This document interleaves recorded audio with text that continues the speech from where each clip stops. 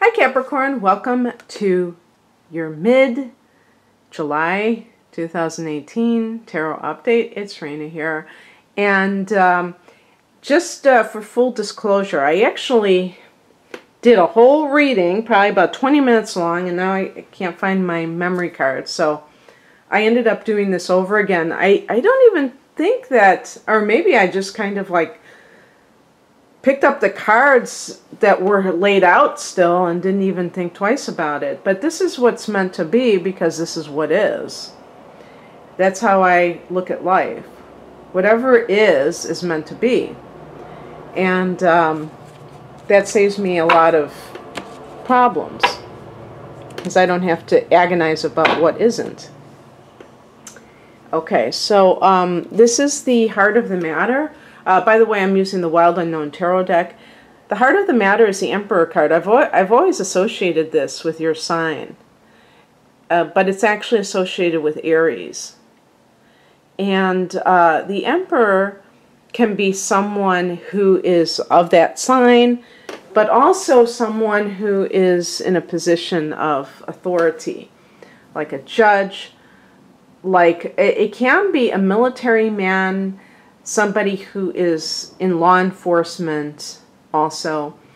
But it's sometimes this is a person who is a very rigid thinker, who has a black and white mentality and kind of like a my way or the highway type of person.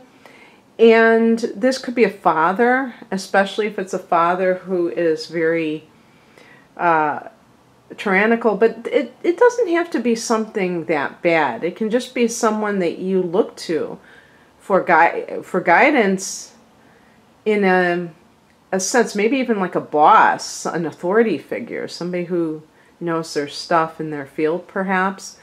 And maybe this is a facet of you. There's a element of being in your own power with this kind of card, so it's a positive card. You know, it's number 4.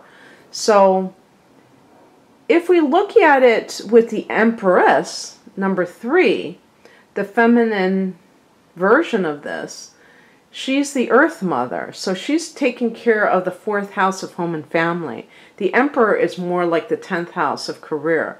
So that's another reason why I would say Capricorn versus Aries perhaps. But definitely this take charge kind of situation or vibe going on. And if we look at the foundation card, we have the 8 of Pentacles. Don't you love these illustrations? Some of them are these pen and ink drawings. Some of them are black and white. Some of them have color in them. And this is the 8 of Pentacles. I think this is one of the best original types of illustrations from this deck. Some of them I kind of scratch my head and say, you know, how did they get that one? But this one is perfect because the 8 of Pentacles is a card of perfecting your craft. And if you think about the intricacies of spider webs, you can tell how you know, much work goes into it, and that's kind of like a perfect representation of what this card symbolizes. And so you're really like applying yourself, let's put it that way. And so it's showing up in your career. Now remember that Pluto is in Capricorn, has been for 10 years. So if you are a Capricorn who has been lucky enough to have been an adult when Pluto entered your sign, you've had this influence for years now. Now someone might say, well, Pluto in my sign, that doesn't seem very lucky. But for Capricorn, it kind of is if they're trying to get ahead, because Pluto has that obsessive quality that, you know, if somebody is obsessed with something, they just keep at it. And they don't let anything deter them. So career-wise, this may have been, this may be a very fruitful period for you in terms of this late July period. And I'm trying to think of other transits. Well, there's going to be a lunar eclipse in your second house of earned income. Now, you could say, because lunar eclipses are powerful full moons, but there's that faded quality of, you know, you not being able to control the outcome where something is taken away. So in this case, in the second house, we're talking about your income. But that would be too simplistic. I think that, like the regular full moons, this could be a time where you see fruition in a massive way, because we're talking about something much more powerful. So if you've been working really hard, you may see your effort pay off in the harvest, which translates to money. And maybe some of you are retiring, and this is kind of the culmination of your life's work. And so even though you're quote unquote losing something, you're gaining something else. You're gaining time. You're gaining this sense of autonomy if you've worked for somebody else. So it's like we have to engage in life at a more sophisticated level. When we just start to say, oh, this is good, this is bad, that's not going to cut it, you know. There are, you know, upsides to things that are typically seen as negatives. And I just had this conversation online with somebody on my channel, because I say this sometimes about losing your job. You know, what are the upsides to losing your job? So, you know, someone might feel this sense of horror. How could somebody possibly, you know, tout losing your job? Well, you know what? That can have some benefits, because sometimes people refuse to leave a place that no longer serves them. And this could be a similar situation with you. And there's nothing wrong with that. Sometimes it takes eclipses to get people to change, because the universe wants us to grow. It doesn't want stagnation. And if we get too concerned with our safety, our comfort level, we may need a little push now and then. But I feel like you're in control. The Emperor is at the centerpiece here.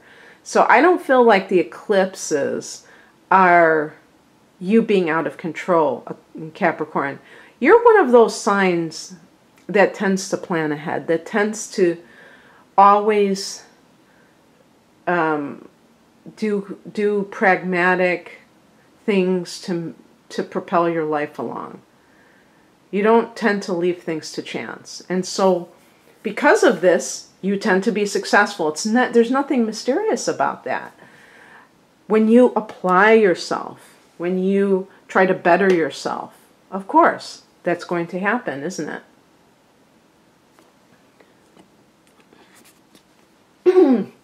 And the challenge here is the Nine of Swords. Don't you love that? This is like one of the reasons why this deck endeared itself to me, because it's so crazy. The Nine of Swords. Can you tell, without knowing what it means necessarily, can you tell it's not necessarily a good thing? This is a card of anxiety. And so it's like you have this wonderful career advancement, but it comes at a cost. And I think that what I would say about the Emperor and the Eight of Pentacles, the Emperor, what do you believe in, that control comes from the outside? Or does control come from the inside, or power? Does it come from within you, or does it come from an external source?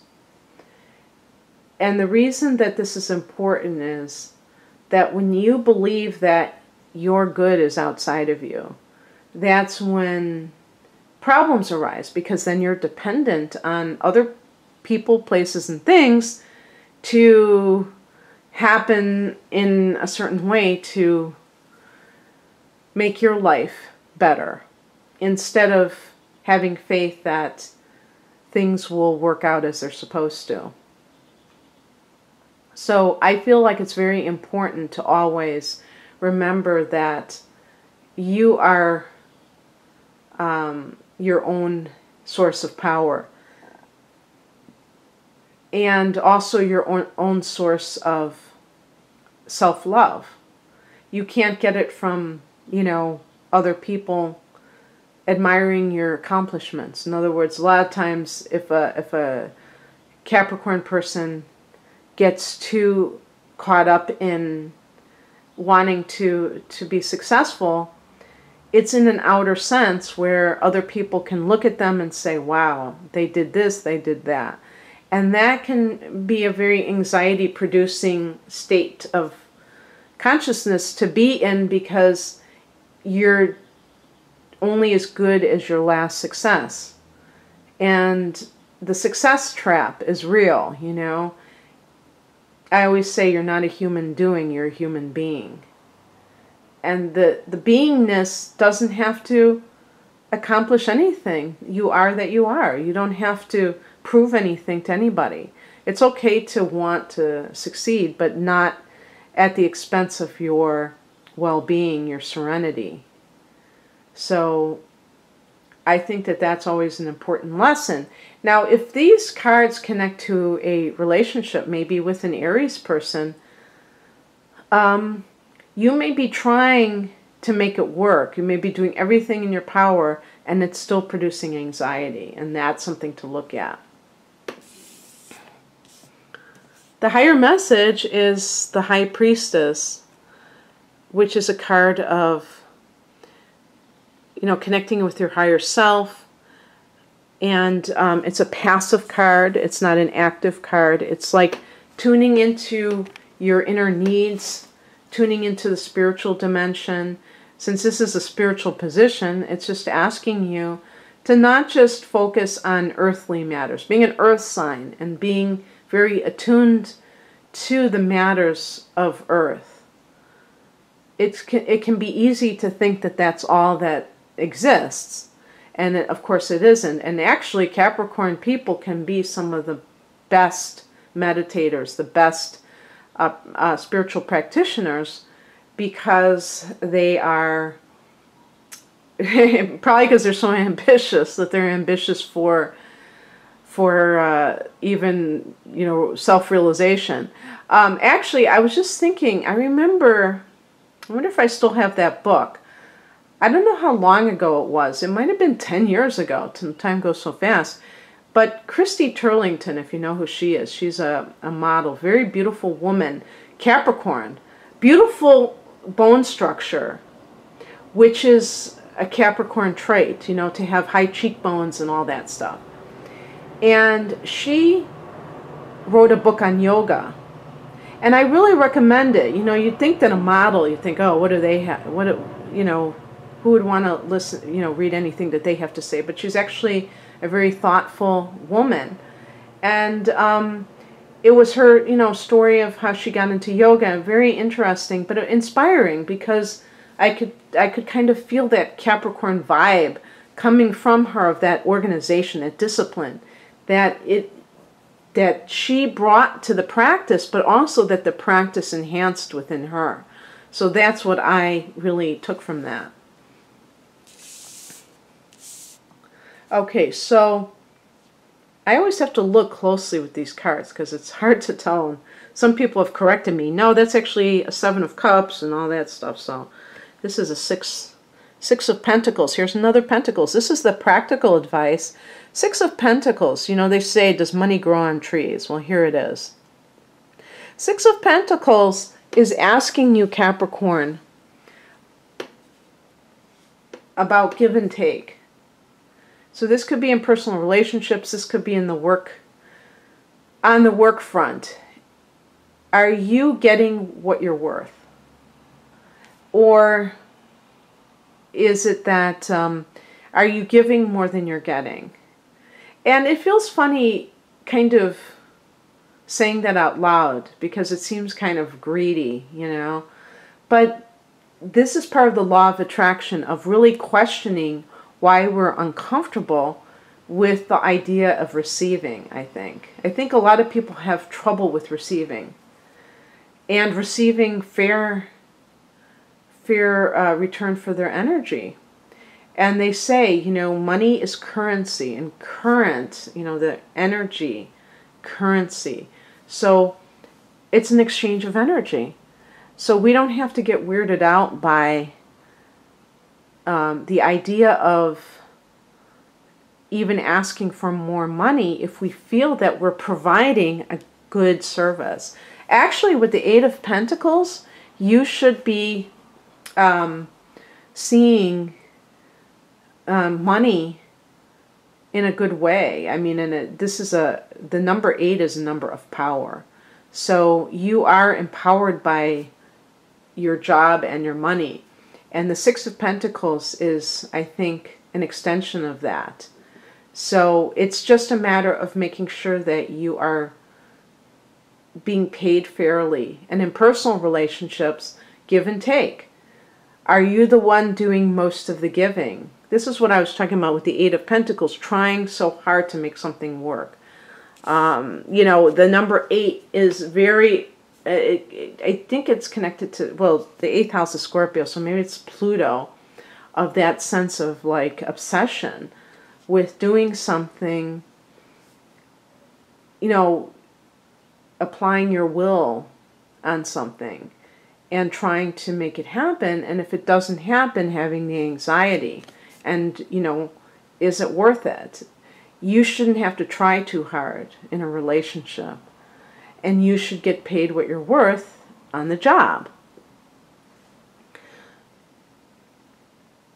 Or, you know, the other thing too is like balance with attitudes too, because what's coming in is represented by the Devil card. Don't you just love the hooves on, you know, on fire? I just think that's so funny. And this connects to Capricorn. And somebody asked me, does it have to be bad, you know? If it's dealing with a Capricorn individual or timing issues, of course not. But as a card, the Devil card is, there's a reason why it exists. It's like the Tower card. It's a card that can illustrate discomfort or some kind of situation that is imbalanced. With the Devil card, we're talking about overly materialistic attitudes, the temptations of the flesh. People who are, you know, too lustful, too, you know, greedy. And how does that impact your life? So that's why I kind of edited my comments about the Six of Pentacles. By the way, the Six of Pentacles can even indicate like an inheritance or something like that. So if there's some matter involving an inheritance, and actually, yeah, I should say that we enter Leo at the end of this month, and Leo just so happens to be your 8th house, which deals in part with other people's money, such as inheritances. So if there's something along those lines that is going on for you, Capricorn, be aware of greed. Don't allow greed to get in the way between you and other family members, for instance, and really question your attitudes towards money. Usually Capricorn people are very thrifty, and they're very good at recycling, taking things and reusing them. Actually, the motto of Capricorn is I use. And the thing is to reuse items, not to use people to get ahead. You know, to really use things in a way that makes the best use of them. A lot of people throw things away. You tend to give them second, third, fourth lives. And that is a great use of material objects. And not to make yourself seem more important, I think is the best way, or to boost your self-esteem by trying to do something externally. You know, you rule the 10th house, which is like, look at me, look at what I'm doing, look how great I am. And I usually think of Capricorn people as kind of egoless in a lot of ways, but there can be that tendency to be a social climber, but really more than that, climbing the career ladder, which is fine, but by the same token, you want to be serving others, and you want to do it in the best way. So, anyway, and by the way, the Devil card too, for any kind of personal relationship, possibly with an Aries person, whoever that Emperor is, that could be a relationship where it is, the reason it's anxiety producing is that it's very toxic, incompatible outside the bedroom. But the bedroom situation keeps you coming back for more. And so hence the cycle of anxiety. The outcome is the Sun card. Isn't this cool? I love this illustration with that burst of, that pop of color. And this is the card of success and, you know, just having that sense of, well-being. This is a card of love. If you're looking for love, this is a card of healing. This is a card of prosperity. This is a card of, yeah, I said success. Just joy.